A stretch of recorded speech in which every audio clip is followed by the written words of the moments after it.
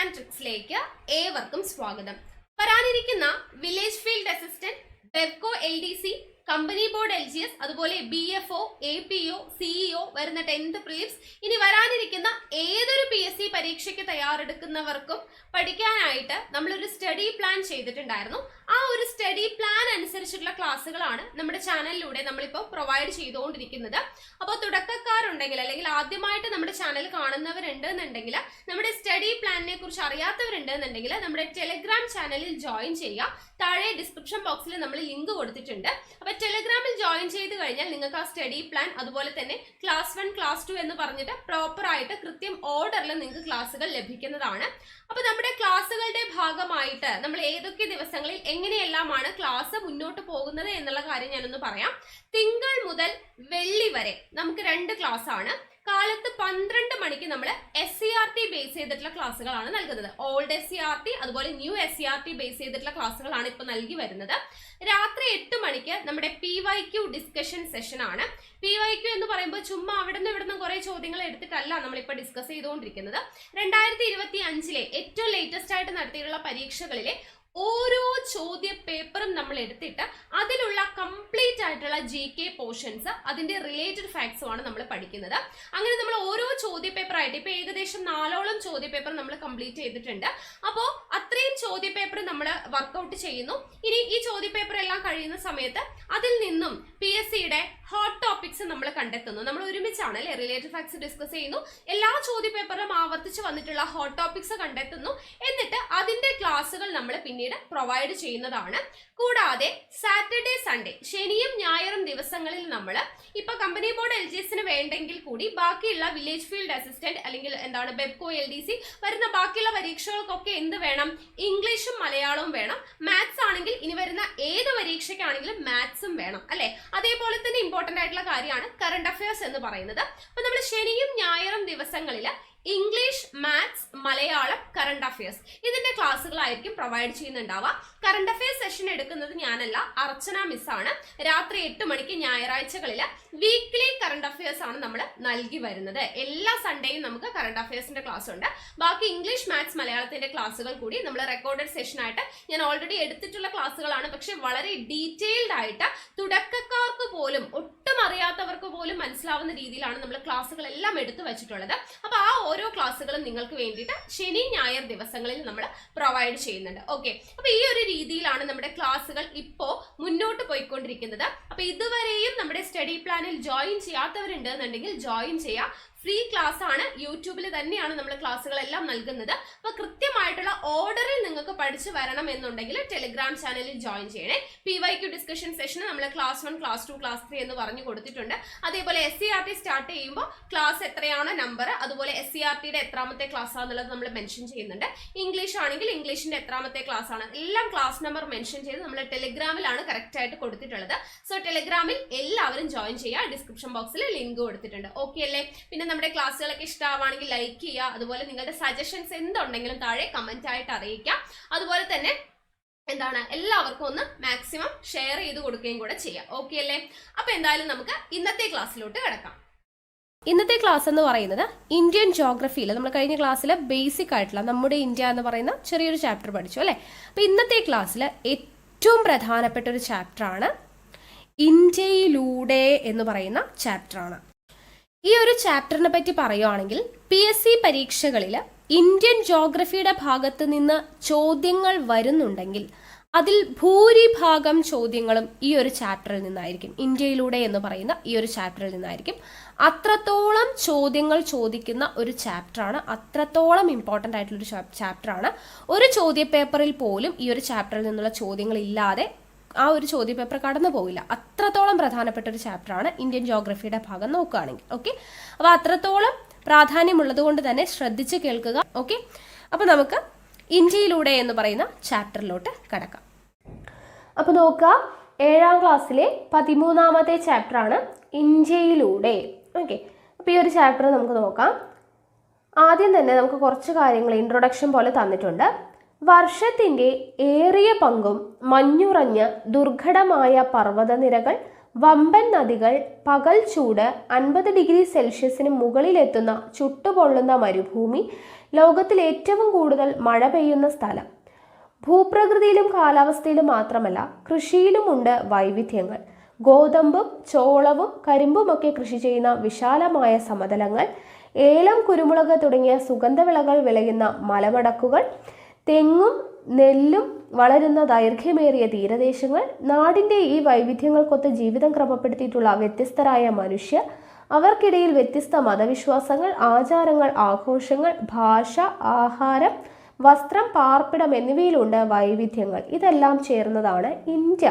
ഇത് നമ്മൾ പഠിച്ചു അല്ലെ 5ാം ക്ലാസ്സിലെ ഇതിൽ നമ്മൾ എന്തൊക്കെയാണ് വൈവിധ്യങ്ങൾ ഇവിടെ കാണപ്പെടുന്നത്, ഇന്ത്യയിലെ വൈവിധ്യങ്ങൾ എന്തൊക്കെയാണ് എന്ന് നമ്മൾ പറഞ്ഞു അല്ലേ.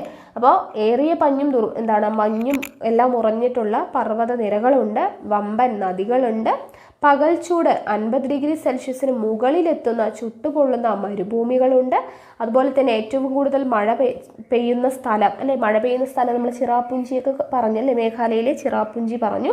ഭൂപ്രകൃതിയിലും കാലാവസ്ഥയിലും മാത്രമല്ല കൃഷിയിലും ഉണ്ട് വൈവിധ്യം. ഗോതമ്പ്, ചോളം, കരിമ്പൊക്കെ കൃഷി ചെയ്യുന്ന വിശാലമായിട്ടുള്ള സമതലങ്ങളിലാണ് നമ്മൾ പറഞ്ഞു ഗോതമ്പ്, ചോളം, നെല്ല് ഇതൊക്കെ കൃഷി ചെയ്യുന്നത്.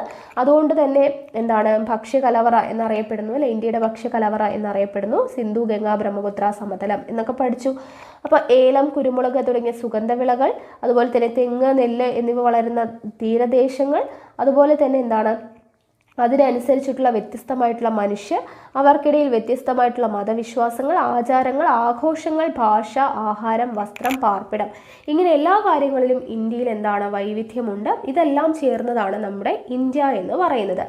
ഇന്ത്യയുടെ ഭൂപ്രകൃതി, നദികൾ, കാലാവസ്ഥ, മണ്ണ്, സസ്യജന്തുജാലങ്ങൾ എന്നിവയിലെ വൈവിധ്യങ്ങളെക്കുറിച്ചാണ് ഈ പാഠഭാഗം ചർച്ച ചെയ്യുന്നത്. അപ്പോൾ 5ാം ക്ലാസ്സിലെ നമ്മൾ ബേസിക് ആയിട്ടുള്ള കുറച്ച് കാര്യങ്ങൾ പറഞ്ഞു.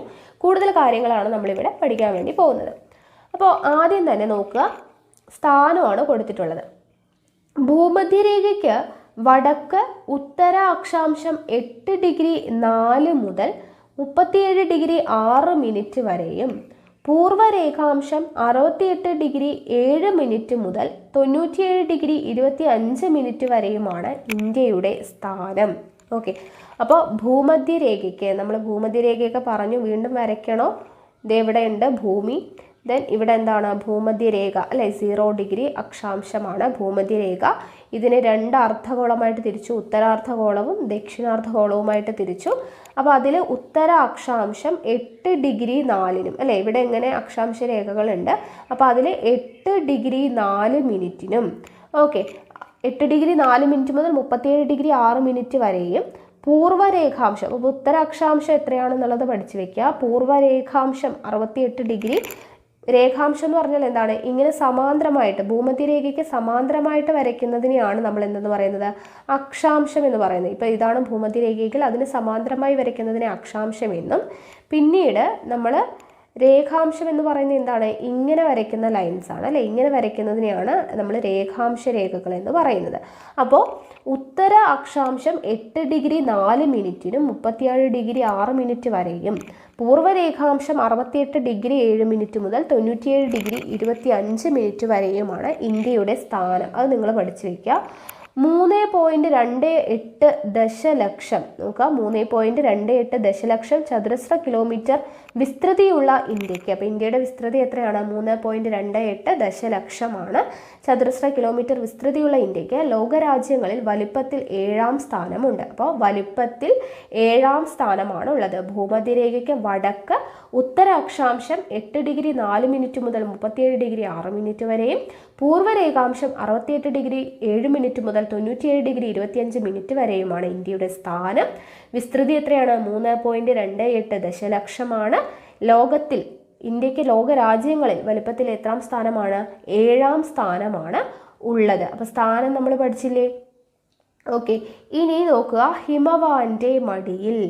അപ്പോൾ ഇവിടെ ചിത്രം നോക്കുക.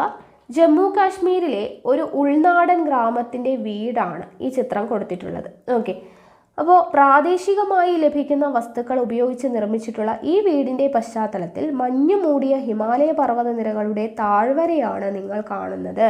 ഓക്കെ, അപ്പോൾ ഹിമാലയ പർവ്വതനിരയുടെ താഴ്വരയാണ് നമ്മൾ ഈ ചിത്രത്തിൽ കാണുന്നത്. ഈ പർവ്വതനിരകളിൽ ഇന്ത്യയുടെ വടക്കു പടിഞ്ഞാറ് ജമ്മു കാശ്മീർ മുതൽ വടക്കു കിഴക്ക് അരുണാചൽ പ്രദേശ് വരെ നീളുന്ന ഭാഗത്തിന് ഏകദേശം 2400 കിലോമീറ്റർ നീളമുണ്ട്. അപ്പോൾ ഈ പർവ്വതനിരകളിൽ, ഏതു പർവ്വതനിരകളിൽ? ഹിമാലയ പർവ്വതനിരകളിൽ ഇന്ത്യയുടെ വടക്ക് പടിഞ്ഞാറ്, അപ്പം ഇത് ഇന്ത്യ ആണെങ്കിൽ ഇതാണ് വടക്ക് എന്ന് പറയുന്നത്, അല്ലേ?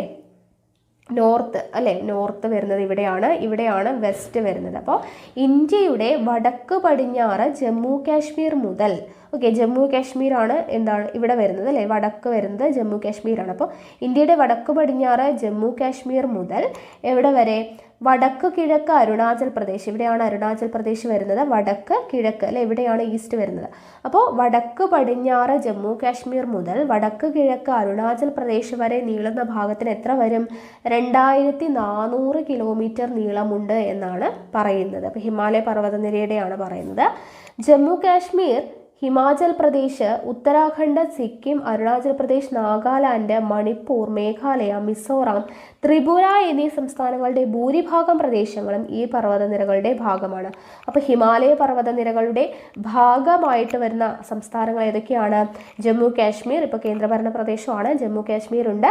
ഹിമാചൽ പ്രദേശ്, ഉത്തരാഖണ്ഡ്, സിക്കിം, അരുണാചൽ പ്രദേശ്, നാഗാലാൻഡ്, മണിപ്പൂർ, മേഘാലയ, മിസോറാം, ത്രിപുര എന്നിവയുടെ ഭൂരിഭാഗം പ്രദേശങ്ങളും ഹിമാലയ പർവ്വതനിരകളുടെ ഭാഗമാണ്.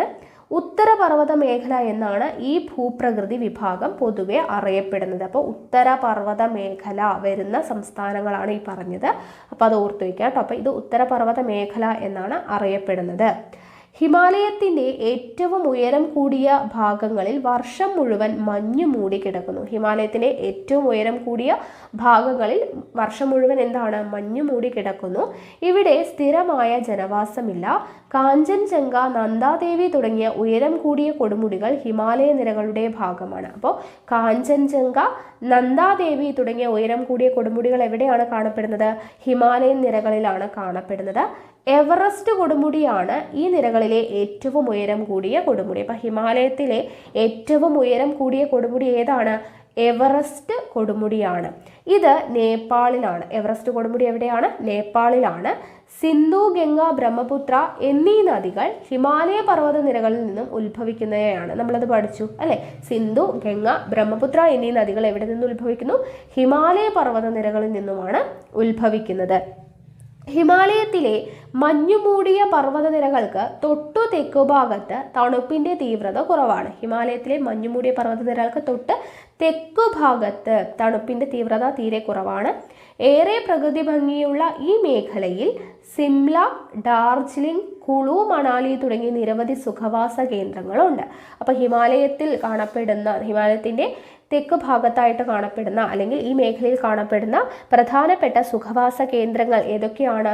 സിംല, ഡാർജിലിംഗ്, കുളു, മണാലി തുടങ്ങിയ സുഖവാസ കേന്ദ്രങ്ങൾ ഹിമാലയത്തിലാണ് കാണപ്പെടുന്നത്. ഉരുളക്കിഴങ്ങ്, ബാർലി, കുങ്കുമപ്പൂവ് ഉൾപ്പെടെ പലതരം പൂക്കൾ എന്നിവ ഇവിടുത്തെ പ്രധാന കൃഷിയിടങ്ങളാണ്. ഉരുളക്കിഴങ്ങ്, ബാർലി, അതുപോലെ തന്നെ കുങ്കുമപ്പൂവ്, ഇതെല്ലാം ഇവിടുത്തെ പ്രധാനപ്പെട്ട കൃഷിയിടങ്ങളാണ്. ആപ്പിൾ, ഓറഞ്ച് തുടങ്ങിയ പഴവർഗ്ഗങ്ങളും തേയിലയും ഈ മേഖലയിൽ കൃഷി ചെയ്യുന്ന വിളകളാണ്. ഏതൊക്കെയാണ്? ആപ്പിൾ, ഓറഞ്ച്, പഴവർഗ്ഗങ്ങൾ, അതുപോലെ തന്നെ തേയില, ഇതെല്ലാം മെയിനായിട്ട് ഇവിടെ കൃഷി ചെയ്യുന്നുണ്ട്. ഹിമാലയ നിരകളുടെ ഏറ്റവും തെക്കുഭാഗത്ത് കുന്നുകൾക്ക് എന്താണ്? ഉയരം കുറവാണ്. ഏറ്റവും തെക്കുഭാഗത്ത് ഉയരം കുറവാണ്. ഈ മേഖലയിൽ വൈവിധ്യമാർന്ന വിളകൾ കൃഷി ചെയ്യുന്നു. അപ്പോൾ എന്താണ്? തെക്കുഭാഗത്ത് ഉയരം കുറഞ്ഞ കുന്നുകളാണ്. അപ്പോൾ അവിടെയാണ് ഈ വിളകളെല്ലാം കൃഷി ചെയ്യുന്നത്.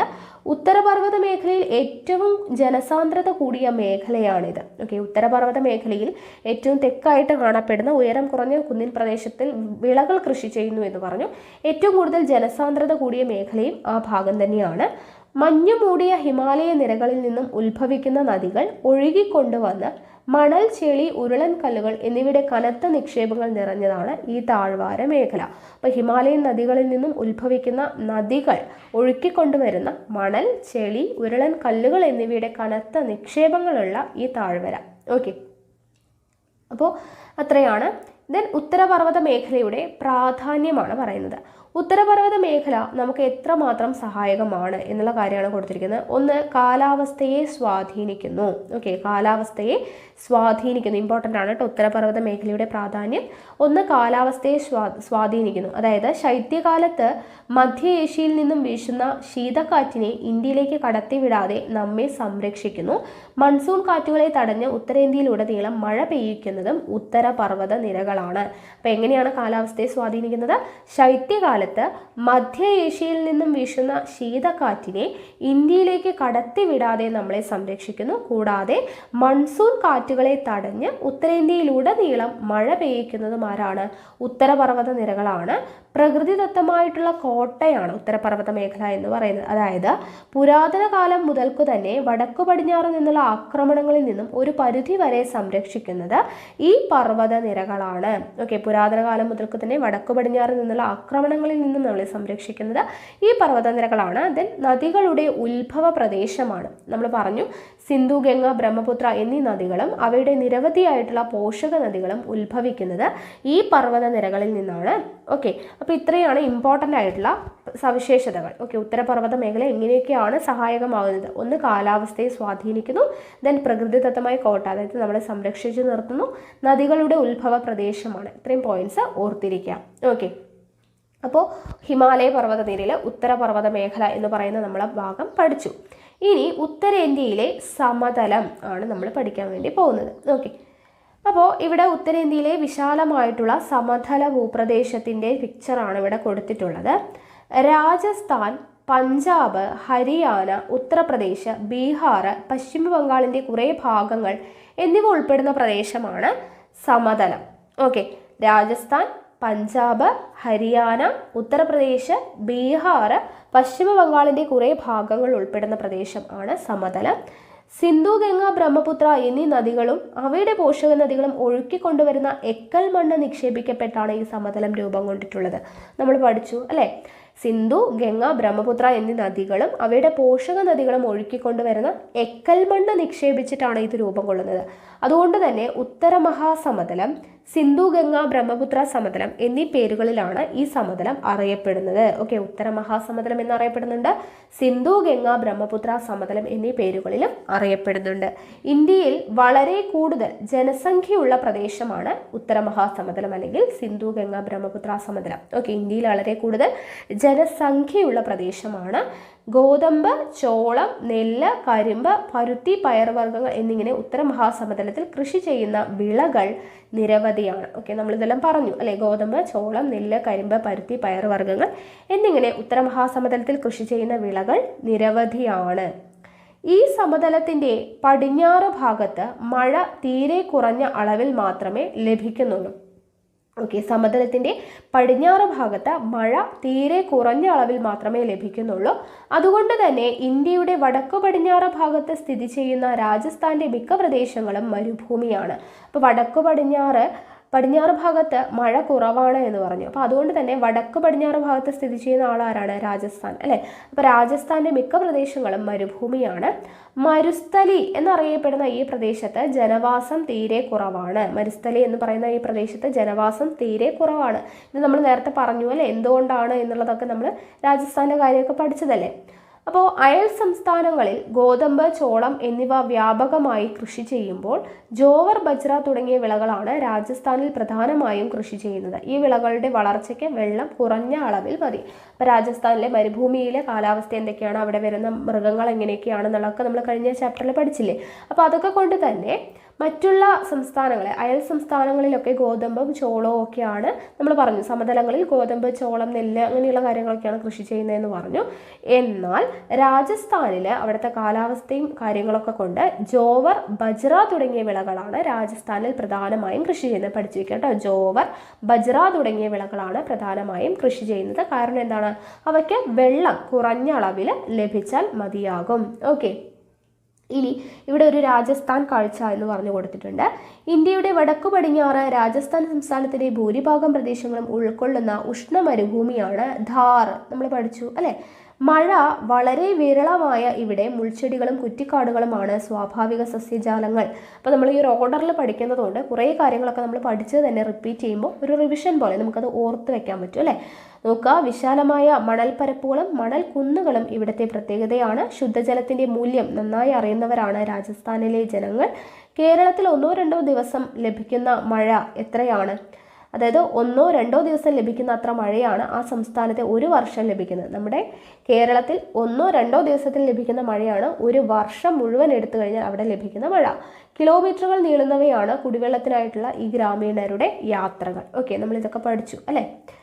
ഇനി അടുത്തത് പീഠഭൂമിയാണ്. ഓക്കെ, ഉത്തരപർവ്വത മേഖല പഠിച്ചു, ഉത്തരമഹാസമുദ്രം പഠിച്ചു. അടുത്തത് പീഠഭൂമിയാണ്.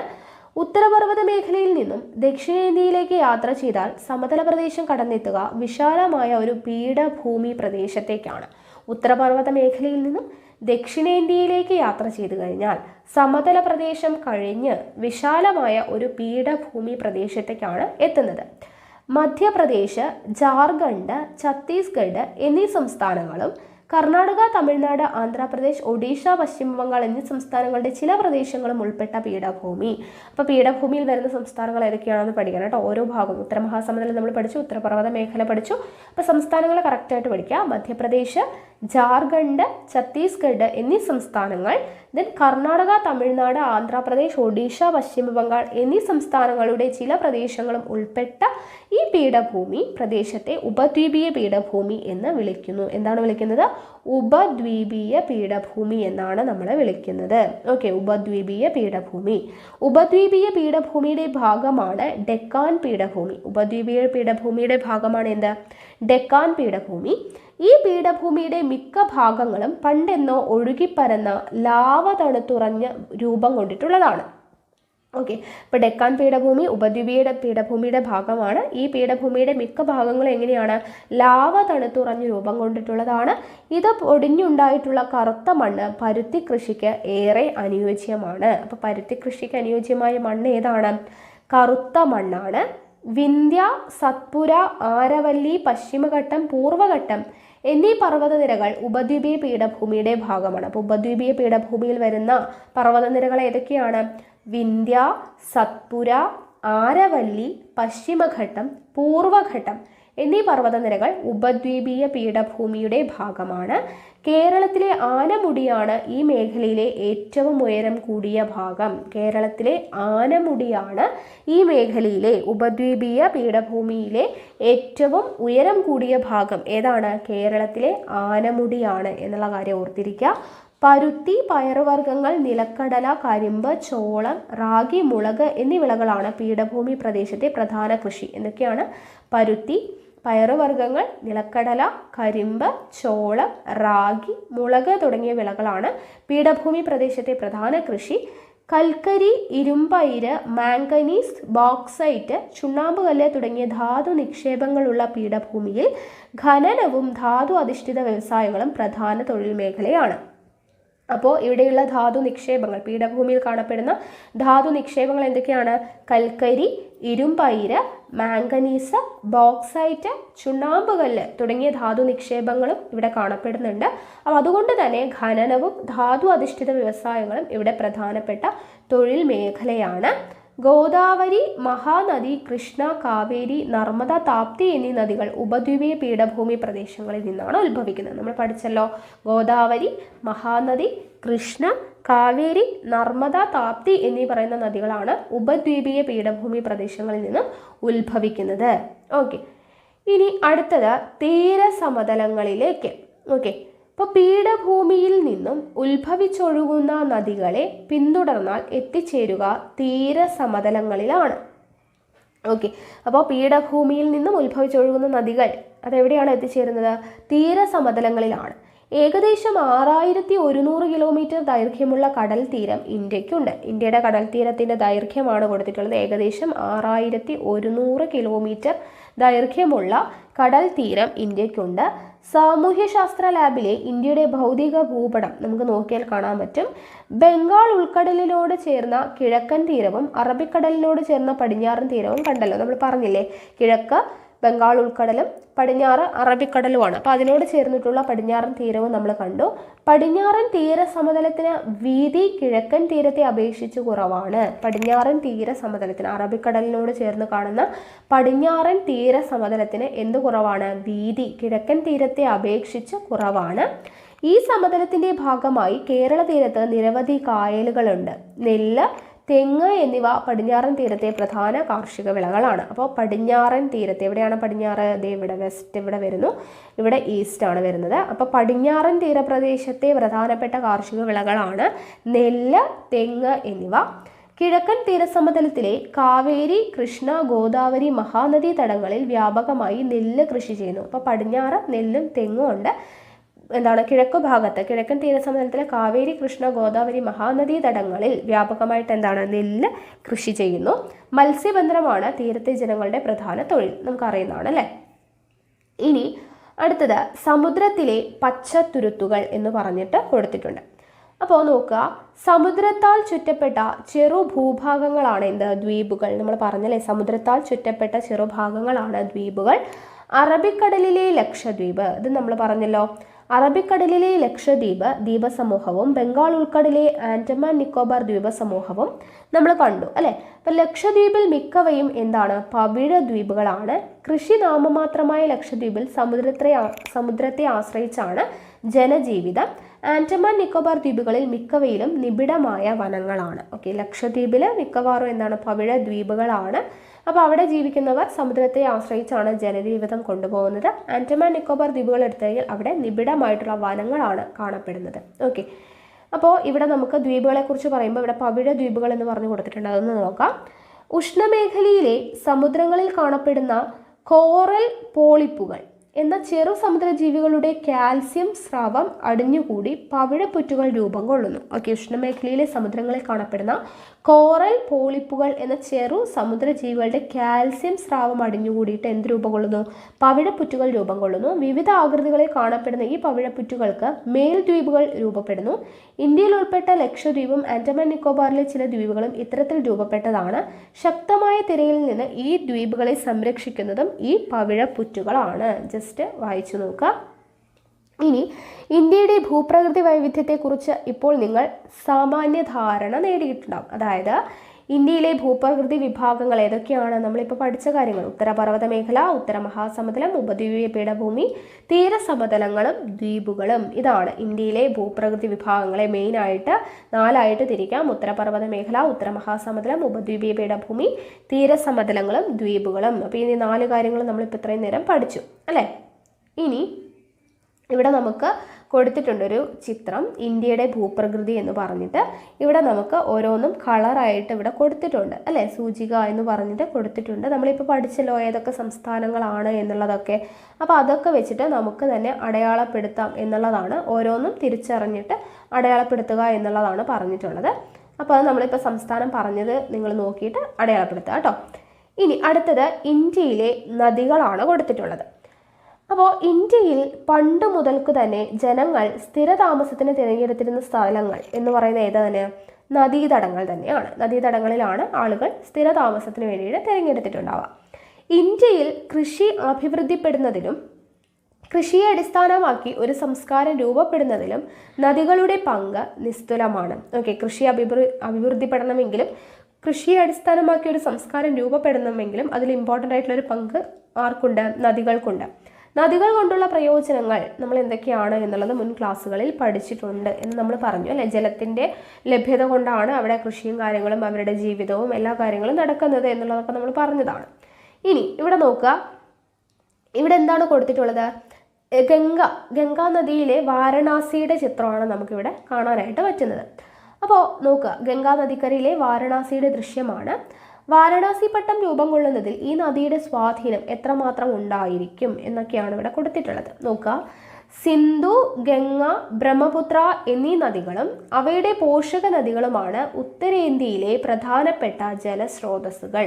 ഉത്തരേന്ത്യയിലെ പ്രധാനപ്പെട്ട ജലസ്രോതസ്സുകൾ ഏതാണ്?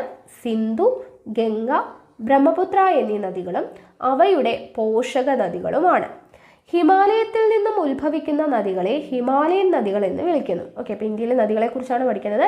ഹിമാലയത്തിൽ നിന്നും ഉത്ഭവിക്കുന്ന നദികളെ ഹിമാലയൻ നദികൾ എന്ന് വിളിക്കുന്നു. ഹിമാലയത്തിലെ മഞ്ഞുമൂടിയ പ്രദേശത്തു നിന്ന് ഉത്ഭവിക്കുന്നത് കൊണ്ട് ഇവ വേനൽക്കാലത്തും ജലസമൃദ്ധമാണ്. ഓക്കെ, ഹിമാലയത്തിലെ മഞ്ഞുമൂടിയ പ്രദേശങ്ങളിൽ നിന്നാണ് ഉത്ഭവിക്കുന്നത് എന്നുള്ളത് കൊണ്ട് തന്നെ വേനൽക്കാലത്തും എന്താണ്, ഹിമാലയൻ നദികൾ ജലസമൃദ്ധമാണ്. ഹിമാലയൻ നദികൾ ഒഴുക്കിക്കൊണ്ടുവന്ന എക്കൽ നിക്ഷേപിക്കപ്പെട്ടാണ് ഉത്തര മഹാസമതലം രൂപപ്പെട്ടത്. ഇപ്പം നമ്മളിത് 2-3 തവണയായി പറയുന്നു അല്ലേ. എക്കൽ നിക്ഷേപിച്ചുകൊണ്ടാണ് ഉത്തര മഹാസമതലം രൂപപ്പെട്ടത്. ഈ നദികൾ ഒഴുകുന്ന സംസ്ഥാനങ്ങൾ, എത്തിച്ചേരുന്ന സമുദ്രങ്ങൾ എന്നിവ ഭൂപടം നിരീക്ഷിച്ച് കണ്ടെത്തൂ എന്നാണ് പറഞ്ഞിട്ടുള്ളത്. അപ്പോൾ നോക്കുക, ഹിമാലയൻ നദികളുടെ കാര്യം പറഞ്ഞു. ഇനി ഉപദ്വീപീയ പീഠഭൂമിയിൽ നിന്നും ഉത്ഭവിക്കുന്ന നദികൾ ഉപദ്വീപീയ നദികൾ എന്നറിയപ്പെടുന്നു. ഉപദ്വീപീയ പീഠഭൂമിയിൽ നിന്നും ഉത്ഭവിക്കുന്ന നദികൾ എന്ത് പേരിൽ അറിയപ്പെടുന്നു?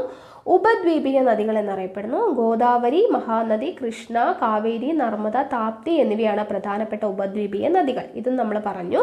ഈ നദികൾ മഴയെ ആശ്രയിക്കുന്നതിനാൽ വേനൽക്കാലത്ത് അവയിൽ വെള്ളം തീരെ കുറവായിരിക്കും. ഓക്കെ, മഴയെ ആശ്രയിച്ചുകൊണ്ടാണ് ഉപദ്വീപീയ നദികൾ വരുന്നത്. അപ്പോൾ അതുകൊണ്ട് തന്നെ വേനൽക്കാലത്ത് എന്തായിരിക്കും, ഉപദ്വീപീയ നദികളിൽ വെള്ളം ധാരാളം കുറവായിരിക്കും. അപ്പോൾ ഹിമാലയൻ നദികൾ എന്ന് പറയുമ്പോൾ ഹിമാലയത്തിലെ മഞ്ഞു മൂടപ്പെട്ട പ്രദേശങ്ങളിൽ നിന്നാണ് വരുന്നത്. അതുകൊണ്ട് വേനൽക്കാലത്തും അവിടെ എന്താണ്, അതിൽ ധാരാളം വെള്ളം ഉണ്ടാവും. ഓക്കെ, അപ്പോൾ ഇവിടെ ഓരോ നദികളും അത് എവിടെയാണ് പതിക്കുന്നത് എന്നുള്ളതൊക്കെ നമ്മൾ പഠിച്ചിട്ടുള്ളതാണ്, നമുക്ക് അറിയുന്നതാണ് അല്ലേ. അപ്പോൾ അതൊന്ന് നിങ്ങൾ കോളം ഫില്ല് ചെയ്തേക്കുക. ഇനി അടുത്തത് ഇന്ത്യയിലെ മണ്ണിനങ്ങളെക്കുറിച്ചാണ് കൊടുത്തിട്ടുള്ളത്. മണ്ണിൻ്റെ പ്രാധാന്യത്തെക്കുറിച്ച് മുൻ അധ്യായത്തിൽ നിങ്ങൾ പഠിച്ചിട്ടുണ്ടല്ലോ അല്ലേ. മണ്ണിൻ്റെ കാര്യങ്ങളൊക്കെ നമ്മൾ പറഞ്ഞു. ഇന്ത്യ ഒരു കാർഷിക രാജ്യമായതിനു പിന്നിൽ മണ്ണിനങ്ങൾക്ക് ഗണ്യമായ പങ്കുണ്ട്. വൈവിധ്യമാർന്ന മണ്ണിനങ്ങൾ വ്യത്യസ്ത വിളകളുടെ വളർച്ചയ്ക്ക് സഹായകമാകുന്നു. അപ്പോൾ ഇവിടുത്തെ പ്രധാനപ്പെട്ട മണ്ണിനങ്ങൾ ഏതൊക്കെയാണ് എന്നുള്ളതാണ് ഇതിവിടെ കൊടുത്തിട്ടുള്ളത് പിക്ചറാക്കിയിട്ട്. ഇവിടെ പച്ച നിറത്തിൽ കാണപ്പെടുന്നത് എക്കൽ മണ്ണാണ്. ദേ കിടക്കുന്ന പച്ച നിറത്തിൽ കാണപ്പെടുന്നത് എന്താണ്, എക്കൽ മണ്ണാണ്. ഓക്കെ, ഇവിടെ ചിത്രത്തിൽ നമുക്ക് അടയാളപ്പെടുത്തിയിട്ടുണ്ട്. എക്കൽ മണ്ണാണ് പച്ച നിറം കാണുന്നത്. ഇനി കറുത്ത നിറത്തിൽ കാണപ്പെടുന്നത് കറുത്ത മണ്ണാണ്. ദെൻ അടുത്തത് എന്താണ്, ദേ ഇവിടെ ഒരു സിമെൻറ്റിൻ്റെ കളർ കൊടുത്തിട്ടുണ്ട്, അത് മരുഭൂമി മണ്ണ്. ഓക്കെ, മരുഭൂമി മണ്ണാണ്. ദെൻ ഒരു യെല്ലോ കളറിൽ കൊടുത്തിട്ടുണ്ട്, അത് ലാറ്ററൈറ്റ് മണ്ണാണ്. ഓക്കെ, യെല്ലോ കളറിൽ കാണപ്പെടുന്നത് ലാറ്ററൈറ്റ് മണ്ണാണ്. ദെൻ പർവ്വത മണ്ണ്, ദേ ഇവിടെ അങ്ങനെ ജമ്മു കാശ്മീരിൻ്റെ ഭാഗത്ത് കൊടുത്തിരിക്കുന്നതാണ്, ഇതാണ് പർവ്വത മണ്ണ്. ഓക്കെ, ഇനി അടുത്തത് റെഡ് കളറിൽ കാണപ്പെടുന്നത് എന്താണ്, അത് ചെമ്മണ്ണാണ്. ഓക്കെ, റെഡിൽ കാണപ്പെടുന്നത് എന്താണ്, ചെമ്മണ്ണാണ്. അപ്പോൾ ചെമ്മണ്ണ്, ഇവിടെ പർവ്വത മണ്ണ്. ദെൻ പച്ച കാണുന്നത് എക്കൽ മണ്ണ്, ഇവിടെ കാണപ്പെടുന്നത് രാജസ്ഥാൻ ഭാഗത്ത് വരുന്നത് മരുഭൂമി മണ്ണ്. ദെൻ കറുത്ത മണ്ണ്, റെഡിൽ കാണപ്പെടുന്നത് ചെമ്മണ്ണ്, യെല്ലോ കളറിൽ കാണപ്പെടുന്നത് ലാറ്ററൈറ്റ് മണ്ണ്. ഓക്കെ, അപ്പോൾ ഇങ്ങനെ വ്യത്യസ്ത തരമായിട്ടുള്ള മണ്ണുകളാണ് കാണപ്പെടുന്നത്. ഓക്കെ, ഈ ചിത്രം കാണുമ്പോൾ നമുക്ക് അറിയാൻ പറ്റും. അപ്പോൾ ഉത്തര മഹാസമതലത്തിലെയും മറ്റ് നദീതടങ്ങളിലെയും മണ്ണിനമായിട്ടുള്ള എക്കൽ മണ്ണാണ് ഏറ്റവും ഫലഭൂയിഷ്ടമായത്. അപ്പോൾ ഇവിടെ ഇത്രയും മണ്ണുകൾ പറഞ്ഞാൽ എക്കൽ മണ്ണ്, കറുത്ത മണ്ണ്, ലാറ്ററൈറ്റ് മണ്ണ്, പർവ്വത മണ്ണ്, മരുഭൂമി മണ്ണ്, ചെമ്മണ്ണ്, ഇതൊക്കെ പറഞ്ഞു. അപ്പോൾ അതിൽ ഉത്തര മഹാസമതലത്തിലെയും മറ്റ് നദീതടങ്ങളിലെയും മണ്ണിനമായിട്ടുള്ള എക്കൽ മണ്ണാണ് എന്ത്, ഏറ്റവും ഫലഭൂയിഷ്ടമായത്. എക്കൽ മണ്ണ് നിറഞ്ഞ നമ്മുടെ നദീതടങ്ങൾ പണ്ട് മുതൽക്കു തന്നെ സമൃദ്ധമായ കാർഷിക മേഖലയാണ്. ഉപദ്വീപീയ പീഠഭൂമിയിലെ കറുത്ത മണ്ണ് പരുത്തി, കരിമ്പ് തുടങ്ങിയ വിളകൾ കൃഷി ചെയ്യുന്നതിന് അനുയോജ്യമാണ്. ഓക്കെ, അപ്പോൾ ഉപദ്വീപീയ പീഠഭൂമിയിലെ കറുത്ത മണ്ണ് എന്തൊക്കെയാണ്, പരുത്തി, കരിമ്പ് തുടങ്ങിയ വിളകൾ കൃഷി ചെയ്യുന്നതിന് അനുയോജ്യമാണ്. പീഠഭൂമി പ്രദേശത്തെ മറ്റു പ്രധാന മണ്ണിനങ്ങളാണ് ചെമ്മണ്ണും ലാറ്ററൈറ്റും. ഇവ ഫലപുഷ്ടി കുറഞ്ഞവയാണെങ്കിലും വളപ്രയോഗത്തിലൂടെ കൃഷിക്ക് ഉപയുക്തമാകുന്നുണ്ട്. അപ്പോൾ ചെമ്മണ്ണും ലാറ്ററൈറ്റും ഫലപുഷ്ടി കുറച്ച് കുറവാണെങ്കിലും കൃഷിക്ക് ഉപയോഗിക്കുന്നുണ്ട്. രാജസ്ഥാൻ മരുഭൂമിയിലെ മണ്ണിൽ ജലാംശം കുറവായതിനാൽ അവിടെ കാർഷിക പ്രവർത്തനങ്ങൾക്ക് ജലസേചനം കൂടിയേ തീരൂ. വനനിബിഡമായിട്ടുള്ള പർവ്വത പ്രദേശങ്ങളിലെ മണ്ണാണ് പർവ്വത മണ്ണ്. ഈ മണ്ണിൽ ജൈവാംശം കൂടുതലാണ്. അപ്പോൾ ജൈവാംശം കൂടുതലുള്ള മണ്ണാണ് പർവ്വത മണ്ണ്. ഏറ്റവും ഫലപുഷ്ടമായിട്ടുള്ള മണ്ണാണ് എക്കൽ മണ്ണ്. ലാറ്ററൈറ്റ് മണ്ണും ചെമ്മണ്ണും ജൈവാംശം ഫലപുഷ്ടി കുറവാണെങ്കിലും വളപ്രയോഗത്തിലൂടെ കൃഷിക്ക് ഉപയോഗിക്കുന്നുണ്ട്. മരുഭൂമി മണ്ണ്, രാജസ്ഥാനിലെ മരുഭൂമി മണ്ണിൽ ജലാംശം കുറവായതുകൊണ്ട് കാർഷിക പ്രവർത്തനങ്ങൾക്ക് എന്ത് വേണം, ജലസേചനം കൂടിയേ തീരൂ. ഓക്കെ, അപ്പോൾ ഇത്രയും കാര്യങ്ങളാണ് മണ്ണിനെ കുറിച്ച് കൊടുത്തിട്ടുള്ളത്. ഇനി അടുത്തത് കാലാവസ്ഥ. അപ്പോൾ ഇന്ത്യയിലെ കാലാവസ്ഥയിൽ ഏറെ വൈവിധ്യങ്ങളുണ്ട്. നമ്മൾ പറഞ്ഞു അല്ലേ, 2 തരത്തിൽ മഴ ലഭിക്കുന്നുണ്ട്, ശൈത്യകാലം, ഉഷ്ണകാലം. ഇതൊക്കെ നമ്മൾ മുന്നേ ജസ്റ്റ് പറഞ്ഞു, ബേസിക് ആയിട്ടുള്ള കാര്യങ്ങൾ. അപ്പോൾ ഇവിടെ നോക്കാം, ലോകത്തിലെ തന്നെ ഏറ്റവും സമൃദ്ധമായി മഴ ലഭിക്കുന്ന ചിറാപുഞ്ചി ഇന്ത്യയിലാണ്. നമ്മൾ പറഞ്ഞു അല്ലേ, മേഘാലയയിലെ ചിറാപുഞ്ചി ഇന്ത്യയിലാണ് ഏറ്റവും കൂടുതൽ സമൃദ്ധമായിട്ട് മഴ ലഭിക്കുന്നത്. ലോകത്തിലെ തന്നെ ഏറ്റവും സമൃദ്ധമായി മഴ ലഭിക്കുന്ന പ്രദേശമാണ് ചിറാപുഞ്ചി ഇന്ത്യയിലാണ്. തണുപ്പുകാലത്ത് ഡൽഹി 0 ഡിഗ്രി സെൽഷ്യസിനോട് അടുത്ത് തണുത്തു വിറയ്ക്കുമ്പോൾ വേനലിന്റെ പാരമ്യത്തിൽ 40 ഡിഗ്രി സെൽഷ്യസിന് മേൽ ചുട്ടുപൊള്ളുന്നു. ഓക്കെ, തണുപ്പുകാലത്ത് ഡൽഹി 0 ഡിഗ്രി സെൽഷ്യസിനോട് അടുത്ത് തണുത്തു വിറയ്ക്കുമ്പോൾ വേനൽക്കാലത്ത് എത്ര ഡിഗ്രി സെൽഷ്യസ് ആണ്? 40 ഡിഗ്രി സെൽഷ്യസിന് മേൽ ചുട്ടുപൊള്ളുന്നു. കാശ്മീരിലെ കാർഗിൽ, ദ്രാസ എന്നിവിടങ്ങളിൽ ശൈത്യകാലത്ത് താപനില 40 ഡിഗ്രി സെൽഷ്യസ് വരെ താഴാറുണ്ട്. കാർഗിലും ദ്രാസും അവിടങ്ങളിൽ ശൈത്യകാലത്ത് താപനില 40 ഡിഗ്രി സെൽഷ്യസ് വരെ താഴാറുണ്ട്. ഈ വൈവിധ്യങ്ങൾ നിലനിൽക്കുമ്പോഴും ഇന്ത്യയുടെ കാലാവസ്ഥ ഉഷ്ണമേഖലാ മൺസൂൺ കാലാവസ്ഥ എന്നാണ് പൊതുവെ അറിയപ്പെടുന്നത്. അപ്പോൾ ഇത്രയും വൈവിധ്യം ഉണ്ടെങ്കിൽ കൂടി ഇന്ത്യയുടെ കാലാവസ്ഥ എങ്ങനെയാണ് അറിയപ്പെടുന്നത്? ഉഷ്ണമേഖലാ മൺസൂൺ കാലാവസ്ഥ എന്നാണ് അറിയപ്പെടുന്നത്. ഇന്ത്യയിൽ പൊതുവെ 3 വ്യത്യസ്ത കാലങ്ങളുണ്ട്. ഏതൊക്കെയാണ്? ഉഷ്ണകാലം, ശൈത്യകാലം, മഴക്കാലം. Summer season, winter season, rainy season. ഇങ്ങനെ 3 കാലമാണ് ഉള്ളത്. കാലാവസ്ഥ 3 കാലാവസ്ഥയാണുള്ളത്. അപ്പോൾ അതിൽ ആദ്യം ഉഷ്ണകാലത്തെക്കുറിച്ച് നോക്കാം. ഉഷ്ണകാലം നമുക്ക് എല്ലാവർക്കും അറിയാം, മാർച്ച് മുതൽ മെയ് വരെയാണ് ഇന്ത്യയിൽ ഉഷ്ണകാലം അനുഭവപ്പെടുന്നത് അല്ലേ? മാർച്ച് മുതൽ മെയ് വരെയാണ് ഉഷ്ണകാലം. ഈ കാലയളവിൽ ഉത്തരേന്ത്യയിൽ അത്യുഷ്ണം അനുഭവപ്പെടുന്നു. ദക്ഷിണേന്ത്യയുടെ തീരപ്രദേശങ്ങളിൽ സമുദ്ര സാമീപ്യമുള്ളതിനാൽ ഉഷ്ണം കഠിനമാകാറില്ല. ഓക്കെ, ദക്ഷിണേന്ത്യയുടെ തീരപ്രദേശങ്ങളിൽ സമുദ്ര സാമീപ്യമുള്ളതിനാൽ ഉഷ്ണം കഠിനമാകാറില്ല. ഈ കാലയളവിൽ ഇന്ത്യയിൽ പൊതുവെ വരൾച്ച അനുഭവപ്പെടുന്നു. ചിലയിടങ്ങളിൽ ഒറ്റപ്പെട്ട വേനൽ മഴ ലഭിക്കാറുണ്ട്.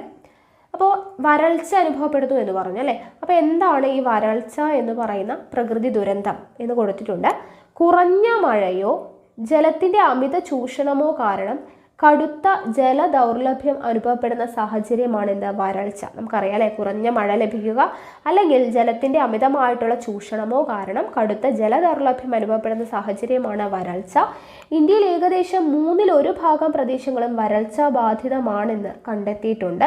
വിളനാശം, ശുദ്ധജല ദൗർലഭ്യം തുടങ്ങി ദുരവസ്ഥകൾക്ക് കാരണമാകുന്ന ഈ പ്രകൃതി ദുരന്തത്തിന്റെ തീവ്രത കുറയ്ക്കാൻ എന്തൊക്കെയാണ് നമുക്ക് ചെയ്യാനാവുക എന്നുള്ള കാര്യങ്ങൾ കൊടുത്തിട്ടുണ്ട്. ജലസമൃദ്ധമായ നദികളെ വരണ്ട പ്രദേശങ്ങളിലെ നദികളുമായിട്ട് ബന്ധിപ്പിക്കാം. വരൾച്ചയെ അതിജീവിക്കുന്ന വിളകൾ കൃഷി ചെയ്യാം. മഴവെള്ള കൊയ്ത്ത് നടപ്പിലാക്കാം. ഓക്കെ, മഴവെള്ളം സംഭരിക്കാം എന്നുള്ള കാര്യങ്ങളാണ്. ഓക്കെ, അപ്പോൾ വരൾച്ച ഇല്ലാതാക്കാൻ എന്തൊക്കെ കാര്യങ്ങൾ ചെയ്യാമെന്നുള്ളത്. അപ്പോൾ ഉഷ്ണകാലം അത്രയാണ് പറയുന്നത്. മാർച്ച് മുതൽ മെയ് വരെയുള്ള കാലഘട്ടമാണ് ഉഷ്ണകാലം എന്നുള്ളത് ജസ്റ്റ് മനസ്സിലാക്കി വെക്കാം. അടുത്ത ശൈത്യകാലം. ശൈത്യകാലം എന്ന് പറയുന്നത് എവിടെ മുതൽ എവിടെ വരെയാണ്? ഡിസംബർ മുതൽ ഫെബ്രുവരി വരെ. ഈ മാസങ്ങൾ തന്നെ പരീക്ഷയ്ക്ക് ചോദിക്കാറുണ്ട് കേട്ടോ. അപ്പോൾ അത് പഠിച്ചു വെക്കണം. ശൈത്യകാലം എന്ന് പറയുന്നത് ഡിസംബർ മുതൽ ഫെബ്രുവരി വരെയാണ് എന്ത്? ശൈത്യകാലം അനുഭവപ്പെടുന്നത്. അപ്പോൾ ഉത്തരേന്ത്യയിൽ അതിശൈത്യം അനുഭവപ്പെടുന്ന ഈ കാലത്ത് ഹിമാലയ പർവ്വതനിരകളിൽ മഞ്ഞുവീഴ്ച ഉണ്ടാകാറുണ്ട്. ഉത്തരേന്ത്യയിൽ അതിശൈത്യം അനുഭവപ്പെടുന്ന ഒരു കാലഘട്ടമാണ് ഡിസംബർ മുതൽ ഫെബ്രുവരി വരെ. പക്ഷെ ആ സമയത്ത് ഹിമാലയ പർവ്വതനിരകളിൽ മഞ്ഞുവീഴ്ച ഉണ്ടാകാറുണ്ട്. പൊതുവെ വരണ്ട അന്തരീക്ഷം നിലനിൽക്കുന്ന ശൈത്യകാലത്ത് പഞ്ചാബിലും പരിസര പ്രദേശങ്ങളിലും എന്ത് കിട്ടാറുണ്ട്? മഴ ഉണ്ടാകാറുണ്ട്. ഇത് ഗോതമ്പ് കൃഷിക്ക് അനുയോജ്യമാണ്. ഓക്കെ, എല്ലായിടത്തും ശൈത്യകാലം ഉണ്ടാകുമ്പോൾ പഞ്ചാബിലും ചില പരിസര പ്രദേശങ്ങളിലും എന്ത് ലഭിക്കും? മഴ ലഭിക്കാറുണ്ട്. അത് അവിടുത്തെ ഗോതമ്പ് കൃഷിക്ക് അനുയോജ്യമാണ്. ഉത്തരേന്ത്യയെ അപേക്ഷിച്ച് ദക്ഷിണേന്ത്യയിൽ ശൈത്യത്തിൻ്റെ കാഠിന്യം എന്താണ്? കുറവാണ്. ഉത്തരേന്ത്യയെ അപേക്ഷിച്ച് ദക്ഷിണേന്ത്യയിൽ ശൈത്യത്തിൻ്റെ കാഠിന്യം വളരെ കുറവാണ്. ഓക്കെ, ഇനി അടുത്തത് മഴക്കാലമാണ്. മഴക്കാലം ഇന്ത്യയിൽ 2 മഴക്കാലങ്ങളാണുള്ളത്. നമ്മൾ ഫസ്റ്റ് തന്നെ പഠിച്ചല്ലോ, ജൂൺ മുതൽ സെപ്റ്റംബർ വരെയാണ് ആദ്യത്തേത്. ഓക്കെ, അപ്പോൾ ഇക്കാലത്ത് ഇന്ത്യൻ മഹാസമുദ്രത്തിൽ നിന്നും ഈർപ്പം വഹിച്ചു കൊണ്ടുവരുന്ന കാറ്റുകളെ പർവ്വതനിരകൾ തടഞ്ഞു നിർത്തുന്നതിനാൽ പടിഞ്ഞാറൻ തീരത്തും വടക്കുകിഴക്കൻ സംസ്ഥാനങ്ങളിലും ഹിമാലയത്തിൻ്റെ അടിവാര മേഖലകളിലും ധാരാളം മഴ ലഭിക്കുന്നു. ഓക്കെ, അപ്പോൾ ഇന്ത്യയിൽ 2 മഴക്കാലങ്ങളാണുള്ളത്. ആദ്യത്തേത് ജൂൺ മുതൽ സെപ്റ്റംബർ വരെയാണ്. അപ്പോൾ ഈ കാലഘട്ടത്തിൽ ഇന്ത്യൻ മഹാസമുദ്രത്തിൽ നിന്നും എന്ത് ചെയ്യുന്നു? ഈർപ്പം വഹിച്ചു കൊണ്ടുവരുന്ന കാറ്റുകളെ പർവ്വതനിരകൾ തടഞ്ഞു നിർത്തുന്നതിനാൽ പടിഞ്ഞാറൻ തീരത്തും വടക്കു കിഴക്കൻ സംസ്ഥാനങ്ങളിലും ഹിമാലയത്തിൻ്റെ അടിവാര മേഖലകളിലും ധാരാളമായി മഴ ലഭിക്കുന്നു. തെക്കു പടിഞ്ഞാറൻ മൺസൂൺ കാലം എന്നറിയപ്പെടുന്ന ഇക്കാലത്താണ് ഇന്ത്യയിൽ ഏറ്റവും കൂടുതൽ മഴ ലഭിക്കുന്നത്. അപ്പോൾ ഏറ്റവും കൂടുതൽ ഇന്ത്യയിൽ മഴ ലഭിക്കുന്നത് തെക്കു പടിഞ്ഞാറൻ മൺസൂൺ കാലമാണ്. അത് എപ്പോൾ മുതൽ എപ്പോൾ വരെയാണ്? ജൂൺ മുതൽ സെപ്റ്റംബർ വരെ ലഭിക്കുന്ന മഴയാണ് തെക്കു പടിഞ്ഞാറൻ മൺസൂൺ കാലം. ചെറിയൊരു ഇടവേളയ്ക്ക് ശേഷം ഒക്ടോബർ നവംബർ മാസങ്ങളിൽ വീണ്ടും മഴയുടെ കാലമാണ്. ഓക്കെ, ഒക്ടോബർ നവംബർ മാസങ്ങളിൽ ലഭിക്കുന്ന മഴയെ പറയുന്ന പേരാണ് വടക്കുകിഴക്കൻ മൺസൂൺ കാലം. ഓക്കെ, വടക്കുകിഴക്കൻ ജൂൺ മുതൽ സെപ്റ്റംബർ വരെ ലഭിക്കുന്നത് തെക്ക് പടിഞ്ഞാറൻ മൺസൂൺ കാലം. ഒക്ടോബർ ടു നവംബർ മാസങ്ങളിൽ ലഭിക്കുന്ന മഴയാണ് വടക്കുകിഴക്കൻ മൺസൂൺ കാലം. ഇക്കാലത്ത് ഏറ്റവും കൂടുതൽ മഴ ലഭിക്കുന്നത് ഇന്ത്യയുടെ കിഴക്കൻ തീരത്താണ്, പ്രത്യേകിച്ച് തമിഴ്നാട്, ആന്ധ്ര തീരങ്ങളിൽ. കേരളത്തിലും ഈ മഴ ലഭിക്കുന്നു. അപ്പോൾ കിഴക്കൻ തീരങ്ങളിലാണ് വടക്കുകിഴക്കൻ മഴ കൂടുതലായിട്ട് ലഭിക്കുന്നത്. ഓക്കെ, അപ്പോൾ മഴയെക്കുറിച്ച് പറയുമ്പോൾ പറയാൻ പറ്റുന്ന പ്രത്യേകിച്ച് ഇമ്പോർട്ടൻ്റ് ആയിട്ടുള്ള ഒരു കാര്യമാണ് വെള്ളപ്പൊക്കം. അല്ലേ, വെള്ളപ്പൊക്കം ഭീഷണിയാവുമ്പോൾ മഴക്കാലത്ത് രാജ്യത്തിൻ്റെ വിവിധ ഭാഗങ്ങളിൽ സംഭവിക്കുന്ന വെള്ളപ്പൊക്കം കൃഷിയിടങ്ങൾക്കും മനുഷ്യവാസ സ്ഥലങ്ങൾക്കും ഭീഷണിയാണ്. മൺസൂൺ കാലത്തെ അതിവർഷം നദീതീരങ്ങൾ കയ്യേറി കെട്ടിടങ്ങൾ നിർമ്മിക്കുന്നത്, വയലുകൾ മണ്ണിട്ട് നികത്തുന്നത് എന്നിവ ഇന്ത്യയിൽ വെള്ളപ്പൊക്കം ഉണ്ടാകുന്നതിന് കാരണങ്ങളാണ്. അപ്പോൾ വെള്ളപ്പൊക്കം ഉണ്ടാകുന്നതിന് കാരണം എന്തൊക്കെയാണ് നോക്കുക. വെള്ളപ്പൊക്കം കൃഷിയിടങ്ങൾ മനുഷ്യവാസ സ്ഥലങ്ങൾ എന്നിവയ്ക്ക് ഭീഷണിയാണ്. അതിനുള്ള കാരണമാണ് പറയുന്നത് മൺസൂൺ കാലത്തെ അതിവർഷം. മൺസൂൺ കാലത്ത് അമിതമായിട്ട് മഴ പെയ്യുന്നത്, നദീതീരങ്ങൾ കയ്യേറി കെട്ടിടങ്ങൾ നിർമ്മിക്കുന്നത്, വയലുകൾ മണ്ണിട്ട് നികത്തുന്നത്, ഇതെല്ലാം വെള്ളപ്പൊക്കത്തിനുള്ള മെയിൻ കാരണങ്ങളാണ്. ജീവനും സ്വത്തിനും കനത്ത നാശം വിതയ്ക്കുന്ന ഈ പ്രകൃതി ദുരന്തത്തെ തടയാനും അപകട തീവ്രത കുറയ്ക്കാനുമായിട്ട് സ്വീകരിച്ച നടപടികൾ എന്തൊക്കെയാണ്? നേരത്തെ വരൾച്ചയെ തടയാനുള്ള നടപടികളില്ലേ, അതുപോലെ വെള്ളപ്പൊക്കം തടയാനായിട്ട് സ്വീകരിച്ച നടപടികളാണ്: 1. ഡാമുകൾ നിർമ്മിക്കുക, 2. വനവൽക്കരണം, 3. നദികളുടെ ഉപരിഘട്ടങ്ങളിൽ വലിയ നിർമ്മാണ പ്രവർത്തനങ്ങൾ നിരുത്സാഹപ്പെടുത്തുക, പ്രളയബാധിത പ്രദേശങ്ങളിൽ നിന്നും ജനങ്ങളെ മാറ്റിപ്പാർപ്പിക്കുക, തീരങ്ങളിൽ അപകട മുന്നറിയിപ്പ് കേന്ദ്രങ്ങൾ സ്ഥാപിക്കുക. ഇത്രയും കാര്യങ്ങളാണ് നമുക്ക് വെള്ളപ്പൊക്കം തടയാനായിട്ട് ചെയ്യാൻ പറ്റുന്ന നടപടിക്രമങ്ങൾ. ഓക്കെ, അപ്പോൾ നമ്മൾ കാലാവസ്ഥയെക്കുറിച്ച് പഠിച്ചു. ഇനി നൈസർഗിക സസ്യജാലങ്ങളും ജന്തു വൈവിധ്യവുമാണ് പഠിക്കുന്നത്. ഓക്കെ, നോക്കുക. പാഠഭാഗത്ത് നൽകിയിട്ടുള്ള കാശ്മീരിലെ ഒരു ഗ്രാമത്തിൻ്റെ വീടിൻ്റെ ചിത്രത്തിലെ പശ്ചാത്തലത്തിൽ കാണുന്ന മരങ്ങളുടെ പ്രത്യേകത ശ്രദ്ധിച്ചില്ലേ? സ്തൂപികാഗ്ര വൃക്ഷങ്ങളാണിവ. ഓക്കെ, സ്തൂപികാഗ്ര വൃക്ഷങ്ങളാണിവ. അതവിടെ ചിത്രം കൊടുത്തിട്ടുണ്ട്. നാട്ടിലെ മരങ്ങളുടെ ആകൃതിയുമായി ചിത്രത്തിൽ കാണുന്ന മരങ്ങളെ താരതമ്യം ചെയ്യുക. നാട്ടിലെ മരങ്ങളിൽ നിന്നും എന്താണ് വ്യത്യാസം? അതായത് ഒരു പ്രദേശത്തെ ഭൂപ്രകൃതി, കാലാവസ്ഥ, മണ്ണിനങ്ങൾ എന്നീ ഭൗതിക സവിശേഷതകൾക്കനുസൃതമായി അവിടെ വളരുന്ന സ്വാഭാവിക സസ്യയിനങ്ങളാണ് നൈസർഗിക സസ്യജാലങ്ങൾ. അപ്പോൾ എന്താണ് നൈസർഗിക സസ്യജാലങ്ങൾ എന്ന് പറഞ്ഞാൽ ഒരു പ്രദേശത്തെ ഭൂപ്രകൃതി, കാലാവസ്ഥ, മണ്ണിനങ്ങൾ എന്നീ ഭൗതിക സവിശേഷതകൾക്കനുസൃതമായി അവിടെ വളരുന്ന സ്വാഭാവിക സസ്യ ഇനങ്ങളാണ് നൈസർഗിക സസ്യജാലങ്ങൾ. കാലാവസ്ഥയ്ക്ക് അനുസൃതമായി ജന്തുജാലങ്ങളിലും വൈവിധ്യങ്ങൾ നിലനിൽക്കുന്നു. ഓക്കെ, കാലാവസ്ഥയ്ക്ക് അനുസൃതമായിട്ട് ജന്തുജാലങ്ങളിലും എന്ത് കാണുന്നുണ്ട്? വൈവിധ്യങ്ങൾ കാണപ്പെടുന്നുണ്ട്.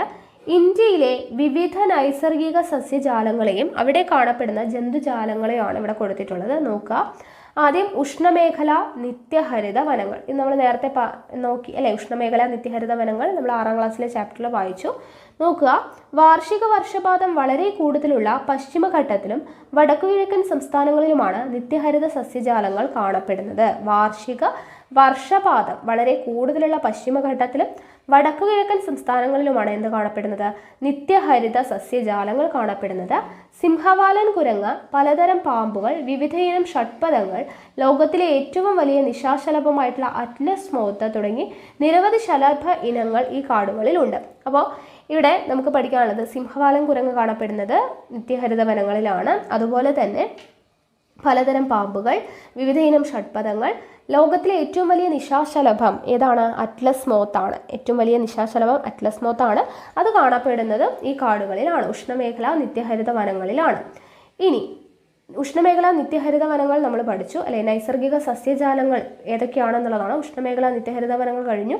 അടുത്തത് ഇലപൊഴിയും കാടുകൾ. ഇലപൊഴിയും കാടുകൾ എന്ന് പറയുന്നത് കാലികമായി മാത്രം മഴ ലഭിക്കുന്ന പ്രദേശങ്ങളിൽ ഇലപൊഴിയും കാടുകൾ കാണപ്പെടുന്നു. ഓക്കെ, കാലികമായി മാത്രം മഴ ലഭിക്കുന്ന പ്രദേശങ്ങളിലാണ് ഇലപൊഴിയും കാടുകൾ കാണപ്പെടുന്നത്.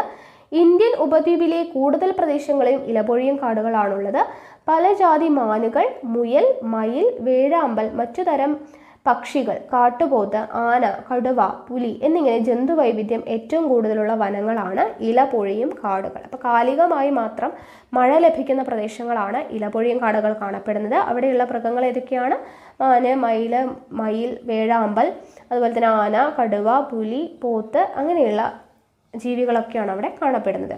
അടുത്തത് മുൾച്ചെടികളും കുറ്റിക്കാടുകളും. മുൾച്ചെടികളും കുറ്റിക്കാടുകളും എന്ന് പറയുമ്പോൾ രാജസ്ഥാൻ മരുഭൂമിയിലും ഉപദ്വീപിന്റെ മധ്യഭാഗങ്ങളിലും മഴ തീരെ കുറവായതിനാൽ മുൾച്ചെടികളും കുറ്റിക്കാടുകളുമാണ് വളരുന്നത്. നമ്മൾ പറഞ്ഞല്ലേ, മരുഭൂമിയിൽ മുൾച്ചെടികളും കുറ്റിക്കാടുകളും ഒക്കെയാണ് കാണപ്പെടുന്നത്, മഴ തീരെ കുറവായതിനാൽ. ഒട്ടകം, കഴുകൻ, പരുന്ത്, പലതരം ഉരകങ്ങൾ എന്നിവ ഈ വരണ്ട മേഖലയിലാണ് ജീവിക്കുന്നത്. ഇത് നമ്മൾ പഠിച്ചു അല്ലേ. അടുത്തത് കണ്ടൽക്കാടുകൾ. കണ്ടൽക്കാടുകൾ എന്ന് പറയുന്നത് വളരെ ഇമ്പോർട്ടൻ്റ് ആണ്. ഉപ്പുരസമുള്ള മണ്ണിൽ വളരുന്ന പ്രത്യേകതരം സസ്യജാലങ്ങളാണ് എന്ത്? കണ്ടൽക്കാടുകൾ. ഉപ്പുരസമുള്ള മണ്ണിൽ വളരുന്ന സസ്യജാലങ്ങളാണ് കണ്ടൽക്കാടുകൾ. നദീമുഖങ്ങളിലും സമുദ്രതീരങ്ങളിലും കരയിടിച്ചിലിനെ ചെറുക്കുന്നത് കണ്ടൽക്കാടുകളാണ്. കണ്ടൽക്കാടുകളുടെ മെയിൻ ഫംഗ്ഷൻ എന്താണ്? നദീമുഖങ്ങളിലും സമുദ്രതീരങ്ങളിലും കരയിടിച്ചിലിനെ ചെറുക്കുന്നത് കണ്ടൽക്കാടുകളാണ്. പശ്ചിമ ബംഗാളിലെ കണ്ടൽക്കാടുകളാണ് ബംഗാൾ കടുവയുടെ ആവാസ കേന്ദ്രം. അപ്പോൾ ബംഗാൾ കടുവയുടെ ആവാസ കേന്ദ്രം എവിടെയാണ്? പശ്ചിമ ബംഗാളിലെ കണ്ടൽക്കാടുകളാണ്. കണ്ടൽക്കാടുകളുടെ വേരുപടലങ്ങൾ നിരവധി മത്സ്യ ഇനങ്ങളുടെ പ്രജനന കേന്ദ്രങ്ങളാണ്. ഓക്കെ, കണ്ടൽക്കാടുകളുടെ വേരുപടലങ്ങൾ നിരവധി മത്സ്യ ഇനങ്ങളുടെ പ്രജനന കേന്ദ്രങ്ങളാണ്. അപ്പോൾ കണ്ടൽക്കാടുകൾ ഇമ്പോർട്ടൻ്റ് ആണ്. അടുത്തത് പർവ്വതവനങ്ങൾ. പർവ്വതവനങ്ങൾ നോക്കുക. ഉയരം കൂടിയ പ്രദേശങ്ങളിൽ കാണപ്പെടുന്ന സ്തൂപികാഗ്ര വൃക്ഷങ്ങളും അതിശൈത്യമുള്ള പർവ്വതങ്ങളിലെ പായൽ വർഗ സസ്യങ്ങളും പർവ്വതവനത്തിൽ പെടുന്നു. ഓക്കെ, ഉയരം കൂടിയ പ്രദേശങ്ങളിൽ കാണപ്പെടുന്ന സ്തൂപികാഗ്ര വൃക്ഷങ്ങളും അതിശൈത്യമുള്ള പർവ്വതങ്ങളിലെ പായൽ വർഗ സസ്യങ്ങളും എന്തിൽ വരുന്നു? പർവ്വതവനങ്ങളിൽ പെടുന്നു. കസ്തൂരിമാൻ, വരയാട്, ഹിമപ്പുലി തുടങ്ങിയ അപൂർവ ജീവികളുടെ ആവാസ കേന്ദ്രമാണിവിടം. പശ്ചിമഘട്ടത്തിന്റെ ഉയർന്ന പ്രദേശങ്ങളിലും വരയാട് കാണപ്പെടുന്നുണ്ട്. അപ്പോൾ കസ്തൂരിമാൻ, വരയാട്, ഹിമപ്പുലി ഇവയെല്ലാം കാണപ്പെടുന്ന എവിടെയാണ്? പർവ്വതവനങ്ങളിലാണ്. ഓക്കെ, അപ്പോൾ ഭൂപ്രകൃതി, കാലാവസ്ഥ, മണ്ണിനങ്ങൾ, സസ്യജന്തുജാലങ്ങൾ എന്നിവയിൽ മറ്റു രാജ്യങ്ങളിൽ നിന്ന് ഏറെ വ്യത്യസ്തമായും വൈവിധ്യവുമുള്ള രാജ്യമാണ് ഇന്ത്യ എന്ന് നമ്മൾ മനസ്സിലാക്കി അല്ലേ. ഭൗതിക സവിശേഷതകളിലെ ഈ വൈവിധ്യം തന്നെയാണ് ഇന്ത്യയിൽ സാംസ്കാരിക വൈവിധ്യങ്ങൾക്കും കാരണമായിട്ടുള്ളത്.